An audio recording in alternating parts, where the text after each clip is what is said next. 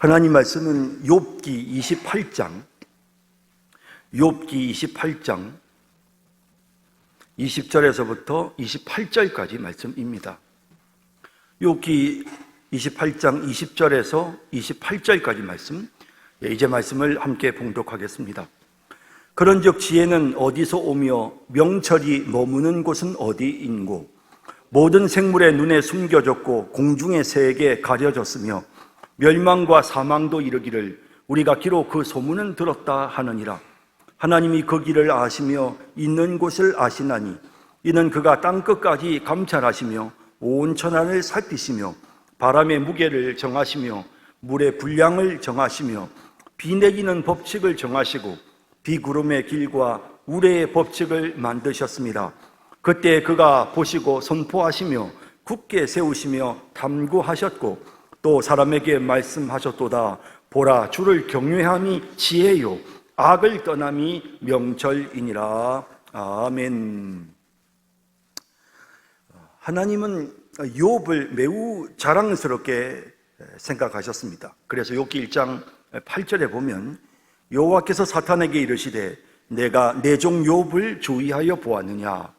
그와 같이 온전하고 정직하여 하나님을 경외하며 악에서 떠난 자는 세상에 없느니라.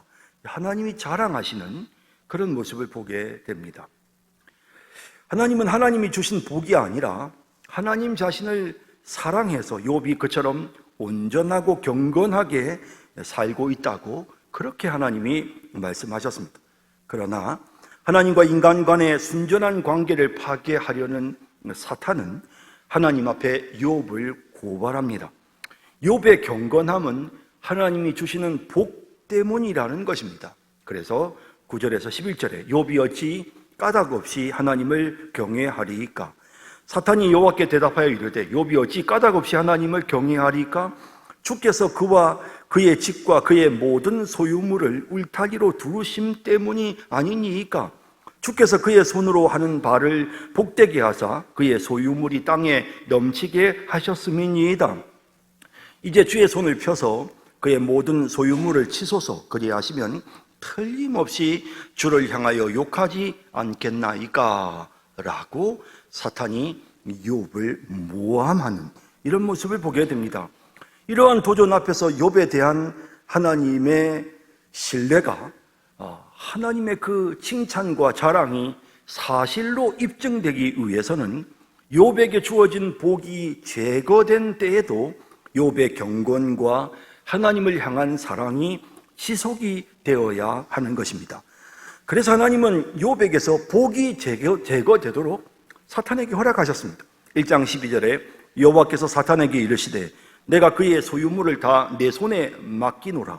다만 그의 몸에는 내 손을 대지 말지니라. 사탄이 곧 여호와 앞에서 물러가니라 라고 되어 있습니다. 하지만 사탄의 주장과는 달리 욥은 죄를 범하지 않았습니다. 결국 사탄의 고발은 거짓말로 드러난 것입니다. 욥의 경건함은 하나님이 주신 복 때문이 아니라 하나님에 대한 순수한 사랑과 믿음 때문이었다는 사실이 이와 같은 시련을 통해서 입증된 것입니다. 이렇게 해서 하늘의 대적자는 입을 다물게 되고 욥에 대한 하나님의 신뢰가 옳았다는 사실이 증명이 되어진 것입니다. 자, 이제 3장에서부터 27장까지는 욥을 위로하기 위해 찾아온 욥의 세 친구, 그리고 욥 사이에서 세 번의 논쟁을 주고받는 그 내용을 기록하고 있습니다. 3장에서 욥은 자신의 생일을 저주할 정도로 너무도 고통스러워합니다.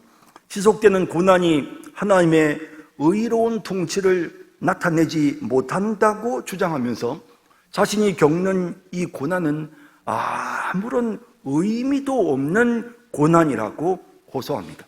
그러니 그럴 바에는 차라리 죽는 것이 더 낫다라고 말하는 것입니다. 이러한 욥의 태도에 대해서 욥의 친구들은 욥이 당하고 있는 고난은 죄에 대한 하나님의 징계다. 그렇기 때문에 네가 회개하고 하나님의 자비를 구하면 하나님께서 너에게 이전보다 더 많은 복을 주실 것이다 라고 하면서 계속해서 욥에게 적극적으로 그가 죄인이라는 사실을 입증하려고 애를 쓰는 것입니다. 사실 욥의 세 친구는 욥을 위로하기 위해서 왔지만 실제로는 자신들의 논조, 자신들의 그 생각과 자신들의 판단으로 욥을 정죄합니다. 엘리바스가 하는 말을 가만히 들어보면 엘리바스는 인과론을 의존하는, 그래서 인과응보를 강조하는 그런 도덕주의자의 모습으로 계속해서 욥의 그 죄를 지적하고 죄가 주는 결과에 대해서 계속해서 언급하고요. 또 그런가 하면 엘리바스의 모습에는 약간 신비주의적인 면이 있어서 그가 체험했던 영적인 환상을 말하기도 합니다. 그리고 이제 또 소박이라는 빌닷이라고 하는 이 친구는요, 아주 이렇게 전통주의자입니다.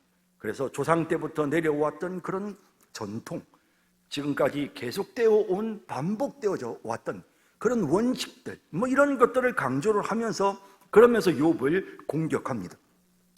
또 소발은 욥을 아주 좀 어찌 보면 잔인할 정도로 공격을 하는데, 욥, 네가 지금 죄가 없다고 말하는 것은 그것은 네가 정말 죄가 없어서가 아니고 하나님께서 너에게 은혜를 베푸셔서 너의 죄를 하나님이 잊어버리게 하셨기 때문이지 사실은 넌 죄인이야 라고 이렇게 주장하는 그런 내용을 보게 됩니다. 11장 6절에 하나님께서 너로 하여금 너의 죄를 잊게 하여 주셨음을 알라 라고 말하면서, 그러면서 욥이 죄인이라고 지금 말을 하는 것입니다. 사실 이 친구들이 말하는 내용을 우리가 이렇게 살펴보면 그 말은 사실 틀리지 않은 말입니다. 분명히 그 자체로 설명을 들어보면 그 말이 일리가 있고 그 말이 옳다라는 생각이 듭니다. 여러분, 하나님보다 의로운 이가 없고 하나님은 죄를 심판하시기 때문입니다.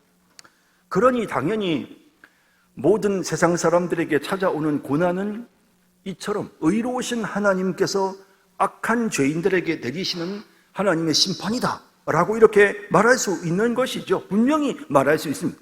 하지만 욥에게는 적용되지 않았습니다.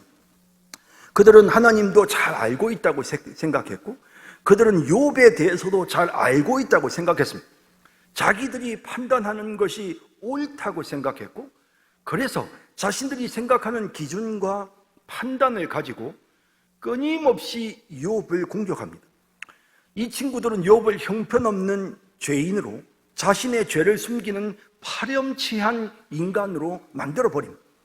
굉장히 하나님을 위하는 것처럼, 하나님을 잘 섬기는 사람인 것처럼 포장되어져 있지만 욥의 말을 들으려 하지 않고 욥을 일방적으로 죄인으로 만들어버리는 그래서 욥을 버리는 이런 태도와 모습을 보입니다. 또 욥의 아내 같은 경우에는 오히려 욥을 너무나도 잘 알기 때문에 이렇게 일방적으로 욥을 버리는 것이 아니라 그런 고난을 주시는 하나님을 버리는 이런 모습을 보게 되지요. 욥기 2장 7절에서 10절에 보면 사탄이 이에 여호와 앞에서 물러가서 욥을 쳐서 그의 발바닥에서 정수리까지 종기가 나게 한지라 욥이 제 가운데 앉아서 질그릇 조각을 가져다가 몸을 긁고 있더니 그의 아내가 그에게 이르되 당신이 그래도 자기의 온전함을 굳게 지키느냐? 하나님을 욕하고 죽어라 라고 말하는 것입니다. 그가 이르되 그대의 말이 한 어리석은 여자의 말 같도다. 우리가 하나님께 복을 받았은즉 화도 받지 아니하겠느냐 하고 이 모든 일에 욥이 입술로 범죄하지 아니하니라 라고 되어 있습니다. 이 욥의 아내의 모습을 보면 그 자기 판단인 거죠. 욥이 의롭게 살고 바르게 살았는데 하나님이 어찌 욥을 저 모양으로 만든단 말이야? 그러니 차라리 그런 하나님은 필요 없으니 그런 하나님을 버리고, 그리고 지금까지 바보같이 그 하나님만 의지하며 살았던 이 바보 같은 욥 너는 그냥 죽어라 라고 말하는 이런 감정적인 표현을 보여주는데요. 사실은 욥의 아내의 모습이나 욥의 세 친구의 모습은 다 동일하게 자신들이 생각하고 있는 기준과 판단을 가지고 이렇게 극단적으로 상황을 몰아붙이는, 그래서 정말 욥을 공경에 빠뜨리고 욥을 더 힘들게 만드는 이런 모습을 보게 되는 것입니다. 욥은 자신이 죄로 인해서 재난을 받은 것이 아니라고 항변하며 자신의 의를 주장합니다.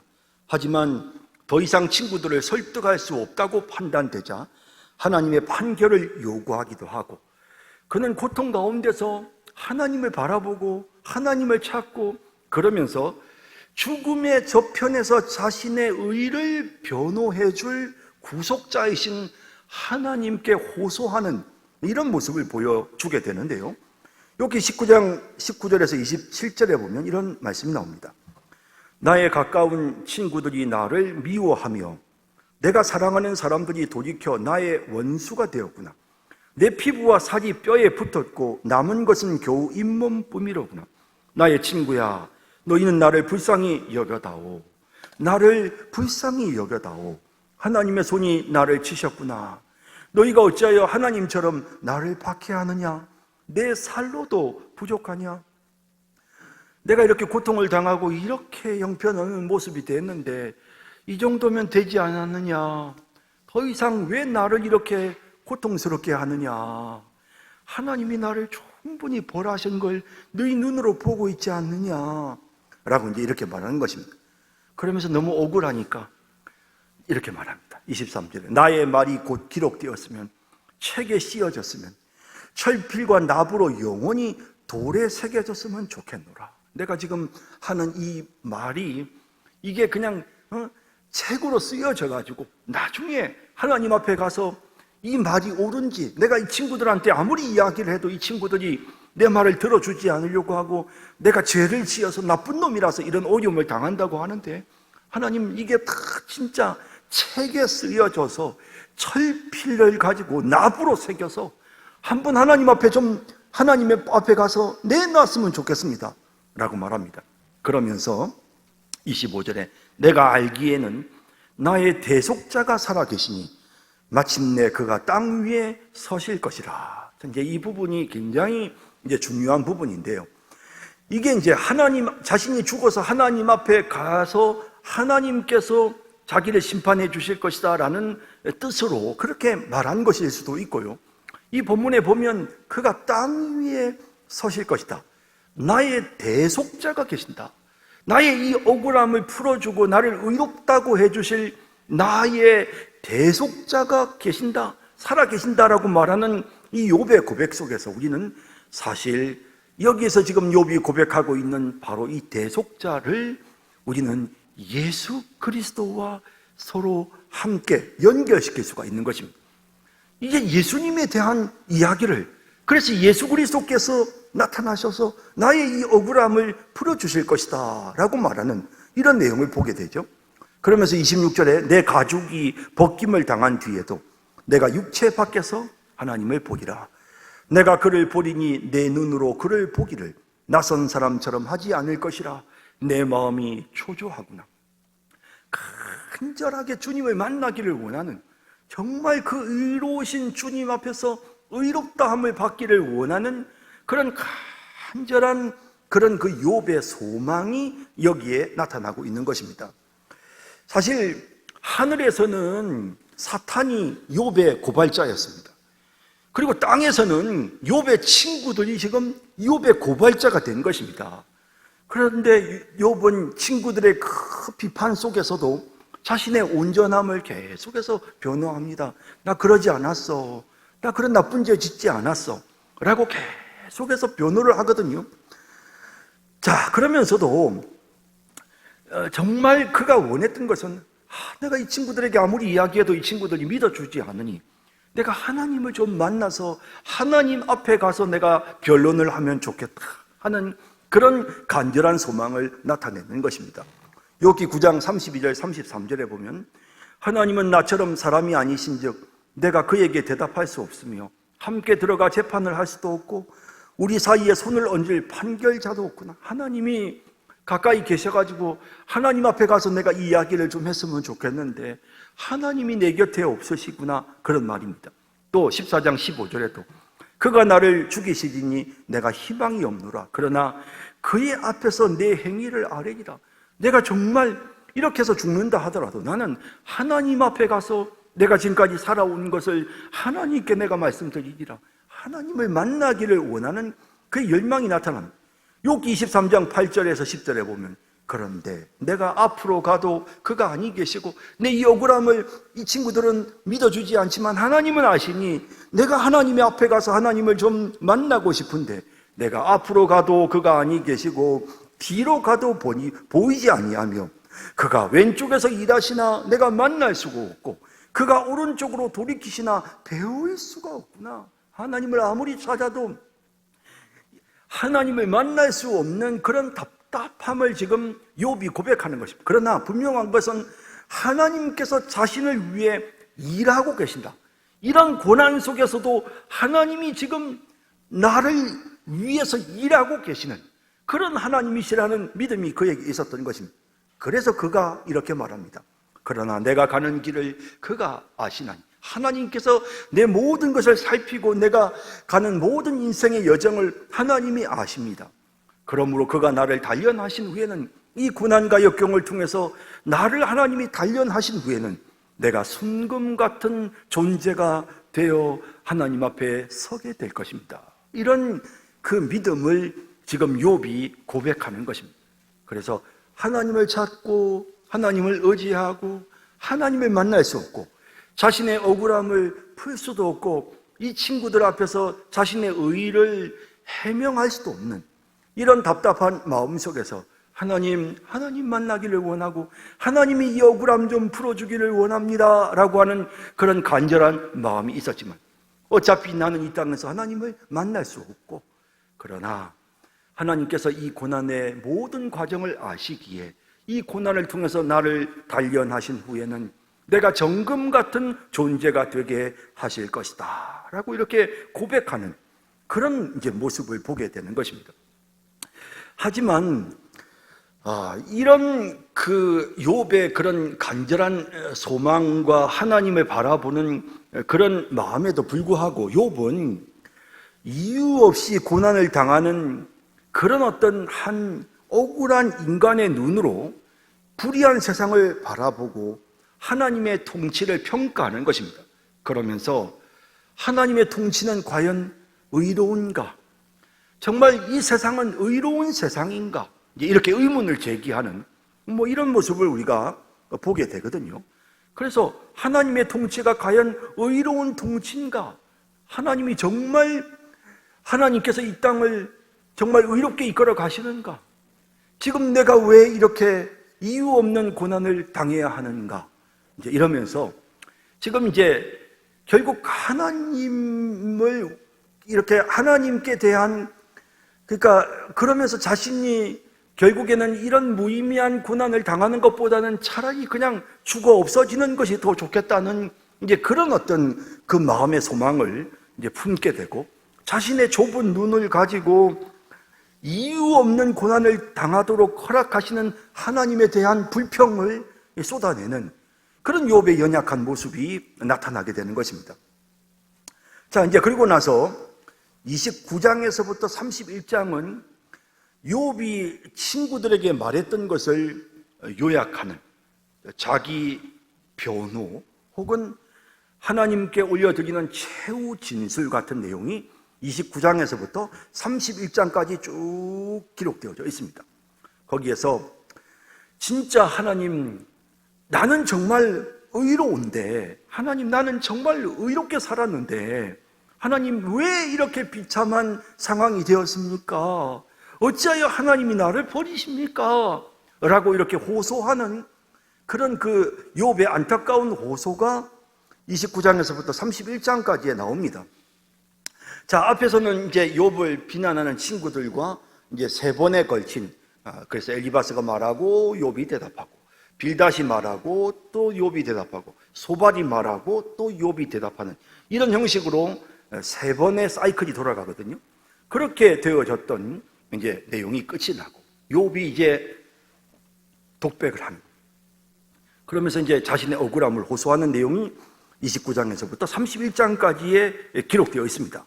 자, 그리고 난 다음에 32장에서부터 37장까지의 새로운 인물이 등장하죠. 엘리후라고 하는 인물인데요. 엘리바스와 빌닷과 소발보다는 나이가 상대적으로 젊었기 때문에, 그래서 이렇게 나이 든 사람들이 먼저 말하도록 하고 계속해서 참고 있었던 이 엘리후가 나타나서 이제 자신의 관점에서 욥의 친구들에 대해서도 책망을 하고 또 욥에 대해서도 책망을 하는 이제 이런 내용을 보게 됩니다. 그래서 조금 이제 그 욥의 새 친구들보다는 이 엘리후가 말하는 것은 조금 더 진전된, 뭐랄까, 좀 더 지혜롭다고 할까요? 왜 지혜로우냐면 욥의 친구들이 계속 똑같은 말을 반복하면서 욥을 고통스럽게 하고 증명도 해내지 못하면서 욥의 죄를 증명도 못 해내면서 그냥 똑같은 원칙적인 이야기들만 반복하고 있는 이 어리석은 새 친구들에 대해 책망하고, 또 그런가 하면 욥에 대해서는 욥이 의로운 삶을 살았다는 문제에 대해서는 접어놓고 일단 욥이 하는 말에 대해서, 하나님께 대해 원망하는 말, 하나님께 대해 불평하는 말, 이런 말을 하는 욥의 그 태도에 대해서 이 엘리후가 이렇게 책망합니다. 그러면서 우리 인간이 하나님을 다 알 수 있느냐?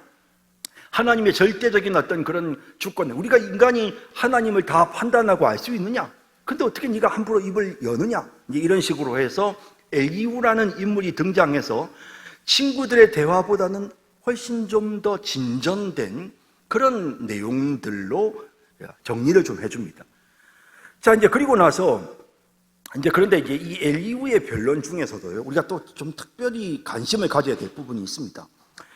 사실은 이 죽어가던 사람이 대속물을 통해서 다시 살아나는 이야기. 앞서 우리가 이제 욥이 말했던 것처럼 욥이 내 억울함을 풀어줄 구원자가 있다라고 말하면서 죽음 이후에 내가 그분을 만날 것이다라고 말했던, 그러면서 자연스럽게 예수님의 모습을 예표했던 그런 내용처럼 엘리후가 말했던 이 내용에서도 우리는 예수님의 모습을 발견합니다. 욥기 33장 19절에서 26절에 보면, 혹은 사람이 병상의 고통과 뼈가 늘 수심의 징계를 받나니 그의 생명은 음식을 싫어하고 그의 마음은 별미를 싫어하며 그의 살은 파리하여 보이지 아니하고 보이지 않던 뼈가 드러나서 그의 마음은 구덩이에, 그의 생명은 멸하는 자에게 가까워지느니라 라고 말하고, 만일, 그런데 이런 형편에 있는 정말 말할 수 없는 고통과 괴로움 속에 있는 사람이 있다 하더라도, 만일 일천천사 가운데 하나가 그 사람의 중보자로 함께 일어서 일천천사 가운데 하나인 그 사람이 중보자가 되어서, 그 사람의 중보자가 되어서 그 고통을 겪는 사람을 변호해주는, 그 사람을 위해서 하나님 앞에 호소하는 그런 중보자가 있어서 그의 정당함을 보여주면, 그가 그의 죄를 다 씻었습니다 라고 그의 정당함을 보일진데, 하나님이 24절에 그 사람을 불쌍히 여기사 그를 건져서 구덩이에 내려가서 가지 않게 하라. 내가 대속물을 얻었다. 그래서 그 한 천사, 일천천사 가운데 하나를, 그래서 이 고통을 당하는 사람의 중보자가 있으면은, 그러면 그 중보자의 말을 대속물로 얻었다 하나님이 하시고, 그런즉 그의 살이 청년보다 부드러워지며 젊음을 회복하리라. 그는 하나님께 기도함으로 하나님이 은혜를 베푸사 그로 말미암아 기뻐 외치며 하나님의 얼굴을 보게 하시고 사람에게 그의 공의를 회복시키시느니라. 그래서 이 엘리후가 말한 이 말 속에서 대속자이신 예수님이 인간의 모든 죄를 씻으시고 우리로 하여금 하나님 앞에 온전한 존재가 되게끔 만들어주시는 그와 같은 이 메시아적인 그런 어떤 메시지를 이 엘리후가 전하게 되어지는 것입니다. 자, 이제 여기까지가 이제 인간들이 등장하고요. 그리고 난 다음에 하나님이 나섭니다. 38장에서부터 41장까지에는 하나님이 폭풍 가운데서 나타나셔서 욥에게 말씀하시는 내용이 기록되어 있습니다. 욥이 정말 하나님이 통치하십니까? 하나님이 통치하시면 어떻게 이런 일이 일어날 수 있습니까? 내가 왜 이렇게 고통을 당해야 합니까? 의로우신 하나님께서 왜 내가 하나님 앞에 이렇게 살았는데 왜 나를 이렇게 고통스럽게 만드십니까? 라고 항변했던 그 욥에게 하나님이 대답하시는 내용이 나오는데요. 하나님의 대답은 아주 좀 이렇게 딱 일관성 있게 뭐냐면, 네가 아느냐? 하나님의 말씀이 그래요. 네가 아느냐? 하나님이 천지를 창조하신 것에 대해서 말씀을 하시면서 내가 어떻게 이 천지를 창조했는지 네가 아느냐? 내가 어떻게 해와 달을 만들고 내가 어떻게 우주를 만들었는지 네가 아느냐? 네가 바다가 어떻게 바닷물이 육지로 밀려 들어오지 않도록 하는지 네가 아느냐? 하나님께서 계속 그걸 물으시는 거예요. 네가 아느냐? 네가 아느냐? 이 하나님의 그 말씀에는 물론 여러 가지로 이 욥의 고난에 대해서 하나님이 막 설명해 주시고 사탄이 나타나서 이랬고 이제 이런 식으로 하나님이 대답해 주실 수도 있을 것 같아요. 그런데 하나님이 말씀하시는 것은 간단해요. 뭐냐면 네가 아느냐? 이 말씀을 통해서 하나님은 절대적인 정말 전지전능하신 하나님이시고 욥은 그저 미약한 인간에 지나지 않는다는 사실을 하나님께서 일깨워 주시는 거죠. 그래서 38장에서 41장까지의 하나님의 대답은 계속 이렇게 네가 아느냐? 네가 아느냐? 라는 말씀으로 계속됩니다. 창조 세계에 대해서 하나님 말씀하시면서 네가 이걸 아느냐? 네가 아느냐? 라고 하셨던 하나님은 갑자기 동물 세계에 대해서 말씀을 하십니다. 그래서 이 동물들을 하나님이 얼마나 지혜롭게 만드셨는지를 말씀을 하시는 거예요. 그러다가 갑자기 하나님께서 특별한 동물을 언급을 하시는데요. 베헤못과 리워야단이라고 하는 동물이 언급이 됩니다. 욥기 40장 15절에 하나님이 이렇게 말씀하십니다. 이제 소같이 풀을 먹는 베헤못을 볼지어다. 내가 너를 지은 것 같이 그것도 지었느니라. 이게 베헤못이 있는데 이 베헤못이 굉장한 존재로 등장합니다. 그런데 이 베헤못도 내가 지었다라고 말씀하시는 것입니다. 그래서 인간이 통제할 수 없는, 인간의 힘으로는 어쩔 수 없는 존재입니다. 사실은 우리 성경의 옛날 개역 성경에는 이 베헤못을 하마라고 번역을 했습니다. 그러나 대부분의 영어 성경은 그냥 베헤못을 그냥 베헤못이라고 합니다. 그 히브리어 원어에 있는 단어 그대로 베헤못, 뭔지 잘 모르겠다는 거죠. 이게 그냥 이 베헤못에 대해서 잘 모르기 때문에 베헤못이라는 말을 그냥 그 단어를 그냥 쓰는 것입니다. 또 그런가 하면 리워야단이 나옵니다. 욥기 41장 1절에 내가 낚시로 리워야단을 끌어낼 수 있겠느냐? 노끈으로 그 혀를 맬 수 있겠느냐? 리워야단도 역시 마찬가지로 히브리 원어에 나오는 대로 그냥 리워야단입니다. 그래서 이 리워야단을 악어라고 해석하는 그런 신학자들도 있지만, 그러나 내용을 보면 리워야단은요 막 이렇게 굉장히 신비로운 존재로 등장합니다. 그래서 악어라고 보기에도 또 맞지 않는 그런 부분들이 있습니다. 그런 이유 때문에 그래서 이것을 용이라고, 리워야단을 용이라고 해석하는 사람도 있고, 또 베헤못은 또 공룡이라고 해석하는 사람들도 있고 굉장합니다. 근데 사실은 이제 이 베헤못과 리워야단이 어떤 존재인지는 모르지만 이 베헤못과 리워야단이 특징이 있습니다. 특징이 뭐냐면 인간이 이 베헤못과 리워야단을 통제할 수 없는 그런 강력한 존재들입니다. 이 베헤못과 리워야단. 인간이 어떻게 못해요. 그래서 인간이 그걸 통치하거나 인간이 그걸 길들이거나 인간이 그것들을 이용하거나 이게 불가능해요. 그런데 이 베헤못과 리워야단에 대해서 하나님 말씀하시는 거 뭐냐면 그것들이 다 내가 주관한다는 거예요. 하나님이 지으셨고 하나님이 베헤못과 리워야단을 하나님이 주관하신다는 거예요. 하나님의 장난감처럼 하나님이 이용하신다는 거예요. 자, 베헤못과 리워야단은 인간에게 굉장히 위협적인 존재입니다. 왜냐하면 인간이 다스릴 수 없는 존재입니다. 그렇다고 한다면 갑자기 우리는 이 욥기 1장과 2장에 나왔던 사탄의 모습에 대해서 생각해 볼 수 있습니다. 사탄이 천상의 회의에서 하나님께 욥을 고발하지 않습니까? 그런데 어떻게 해서 이 사탄이 선상의 회의에 참여했는지 우리는 도무지 알 수가 없습니다. 진짜 우리는 알 수 없습니다. 근데 일단은 성경이 분명히 그 사실을 말하고 있잖아요. 그리고 사탄은 우리 인간이 어떻게 할 수 없어요.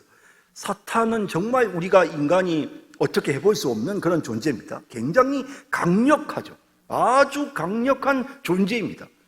그런데 그 사탄을 보세요. 하나님의 손 아래에 있습니다. 하나님께서 그래 욥에게 한번 그래 내가 허락한다. 욥에게 고난을 줘봐라 라고 하는, 이러면서 하나님께서 그 사탄을 지금 통제하고 계시는 이런 하나님의 모습이 나타난다는 거죠. 그래서 이 리워야단과 그리고 이 베헤못에 대한 이와 같은 하나님의 대답을 통해서 우리가 깨닫는 것은 뭐냐면, 하나님은 절대적인 주권을 가지신 능력의 하나님이시라는 사실을 보여주는 것입니다. 그래서 정말 이 베헤못이라고 하는 것이 어쩌면 공룡일 수도 있고요, 리워야단이 어쩌면 정말 신비로운 용과 같은 그런 존재일 수도 있습니다. 그러나 이것이 실제 했던 존재이건 실제하지 않는 존재이건 이게 혹은 하마나 악어 같은 우리가 현실적으로 우리 눈에 보이는 이와 같은 것으로 해석할 수도 있습니다만은, 어쨌든 이 메시지는 하나님께서 욥에게 분명하게 깨닫게 해주시는, 나는 절대적인 주권과 능력을 가진 만왕의 왕인 주권자 하나님이라는 사실을 선포합니다. 그러면서 네가 이걸 아느냐? 네가 리워야단을, 네가 베헤못을 통제할 수 있느냐? 네가 이 모든 신비와 이 모든 지혜를 네가 알 수 있느냐? 알 수 있느냐? 네가 아느냐? 네가 아느냐? 계속해서 그렇게 진행이 되거든요. 그런 하나님의 그 질문들 앞에서 욥이 깨닫게 되죠. 그래서 이제 욥이 하나님 앞에서 자신의 잘못을 뉘우치는 그런 내용이 나오죠. 그런데 여러분, 우리가 이제 이 욥기를 보면서 특별히 이제 우리가 좀 중요하게 생각하는 것은 뭐냐면요, 이 욥기의 구조입니다. 욥기 구조를 여러분 한번 보실까요? 잠깐 보시면요, 이 욥기의 구조가 어떻게 되냐면 1장과 2장에서 서문입니다. 욥이 시험을 당하는, 이게 다 시로 되어 있는데요, 시로 되어 있어요. 한데 1장, 2장은 그냥 산문입니다. 그냥 그대로 이야기체로 되어 있습니다. 욥이 고통당하는 과정들을 보여주죠. 그리고 3장에서 27장까지는 세 친구가 함께 세 번의 논쟁을 거치고요, 그 다음에 29장에서부터 42장까지는 욥이 하나님 앞에 호소하는 내용, 엘리후가 호소하는 내용, 그리고 하나님이 호소하는 내용, 구조적으로 이렇게 되어 있어요. 그리고 마지막 42장에 가서는 욥의 회복에 대해서 보여준단 말이죠. 그러면 이 구조를 딱 살펴보면 이 욥기 전체 구조에서 가장 중심이 28장이라는 것을 깨닫게 되죠. 여기에 또 중요한, 사실은 이런 어떤 문학적인 구조가요, 굉장히 중요한 그런 어떤 성경의 메시지를 전달합니다. 특히 시가서에서는 특히 그런데요, 이 구조 자체가 28장이 중심이라는 걸 보여줍니다. 그러면 이 27장에 도대체 28장에 어떤 내용이 있습니까? 이 28장에 보면 지혜의 노래가 기록되어 있습니다. 28장에는요, 그 보석을 찾기 위해서 금과 은이나 이런 좋은 그런 어떤 귀금속을 구해내기 위해서 땅을 깊은 곳까지 파서 그걸 구해내는 사람들의 그 수고에 대해서 막 언급을 하면서요, 그러면서 이 세상 어떤 보물, 어떤 금과 어떤 보석보다도 가장 귀한 것은 지혜다라는 거예요. 그러면서 그 지혜는 도대체 어디 가면 구할 수 있느냐? 보석도, 금도, 은도, 어디든지 가면 구할 데가 있는데 도대체 이 지혜는 어디서부터 오느냐라는 거예요. 그러면서 이제 28장 23절에서 28절에 보면 그 이제 28장의 내용이 쭉 그 내용을 말합니다. 그러면서 결론이, 중요한 내용이 이렇게 나오죠. 하나님이 그 길을 아시며 있는 곳을 아시나니 이는 그가 땅끝까지 감찰하시며 온 천하를 살피시며 바람의 무게를 정하시며 물의 분량을 정하시며 비 내리는 법칙을 정하시고 비구름의 길과 우레의 법칙을 만드셨습니다. 그때에 그가 보시고 선포하시며 굳게 세우시며 탐구하셨고 또 사람들에게 말씀하셨도다. 보라, 주를 경외함이 지혜요 악을 떠남이 명철이니라 라고 되어 있는 것입니다. 이것이 정말 중요한 핵심입니다. 그래서 이 시가서는 우리에게 계속해서 지혜를 보여주거든요. 욥기도 시편도 잠언도 전도서도 아가서도 결국에는 우리에게 지혜에 대해서 말하는데요. 그 지혜의 본질이 뭐냐면 하나님을 경외하는 것입니다. 하나님을 경외하는 것.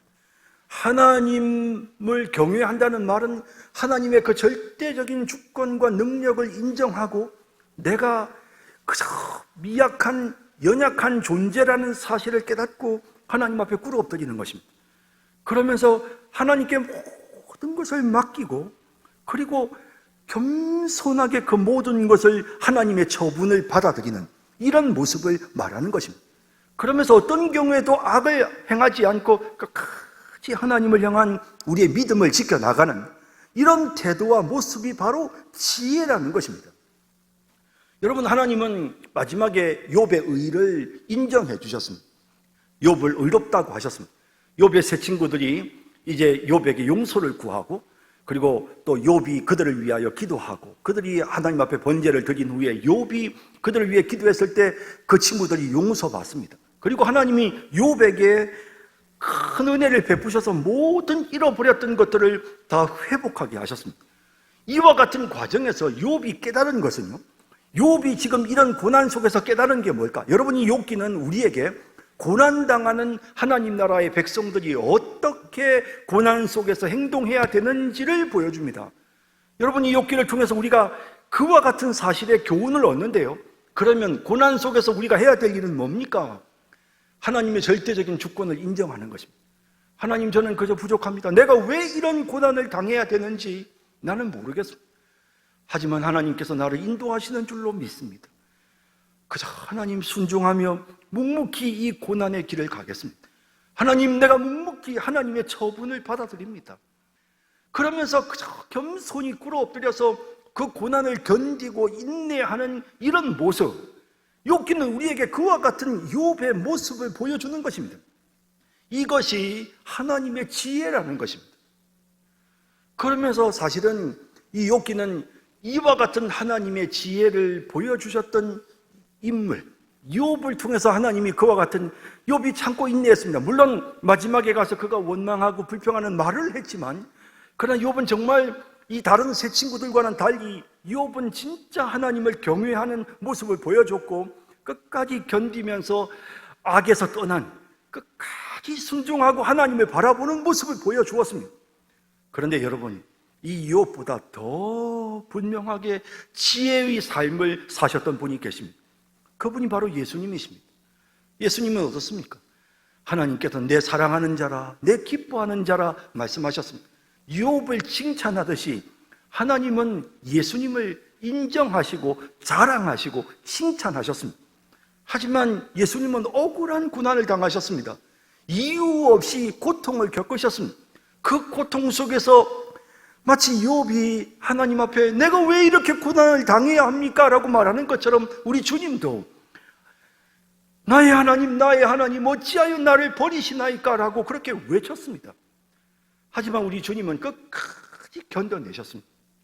끝까지 참고 그 고난을 하나님께 다 맡기고 하나님을 경외함으로 그 고난을 끝까지 견뎌내셨습니다. 그 결과 우리 주님께서 모든 것을 회복해 주셨습니다. 욥이 회복되어졌던 것처럼 하나님의 백성된 우리가 모든 것을 회복하는 그런 놀라운 복을 누리게 된 것입니다. 이러한 사실을 욥기가 우리에게 보여주고 있는 것입니다.